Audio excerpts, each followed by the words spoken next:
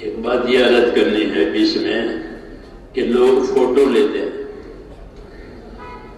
یہ قطعی حرام ہے۔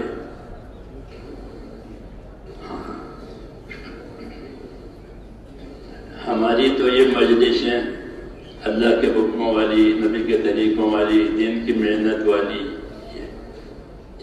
اس میں یہ آلودگی کہاں سے آ گئی کہ فوٹو لینا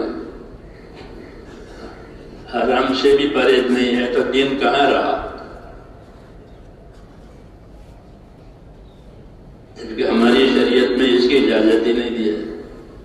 کتنی سخت وعیدیں ہیں کہ قیامت کا میدان ہوگا، لوگوں کا مجمع ہوگا، حدیث شریف میں ہے، جہنم سے ایک گردن ظاہر ہوگی، وہ فوٹو والوں کو چن چن کر کے جہنم میں لے جائے گی۔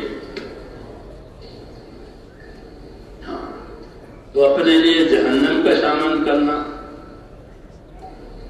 یہ کوئی بات ہے؟ بہت بری بات ہے، بہت توبہ کرنی چاہیے ہے، ہاں بہت توبہ کرنی چاہیے، اور جتنا بچ سکے یہ موبائلوں سے بچنا چاہیے۔ یہ لہو اور لغو کے آلات ہیں۔ حضرت علی فرما دیتے ہیں لہو اور لغو کے آلات یہ قرآن شریف بھولا جائیں گے، چنانچہ اس میں لگے ہوئے لوگوں کو قرآن پڑھنے میں مزہ نہیں آئے گا۔ ہاں یہ تو بڑی نحوست ہے،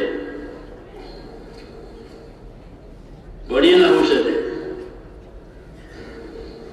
پھر اس کو شوق سے کرتے ہیں، پھر ٹھیک ہے ضرورت کی چیز ہے، ضرورت کے موقع پر اس کا استعمال ہو تو خیر ہے۔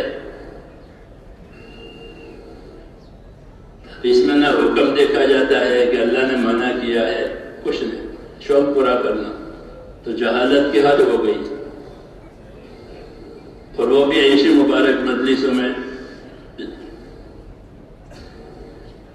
یہ بہت بچنے کی چیز ہے۔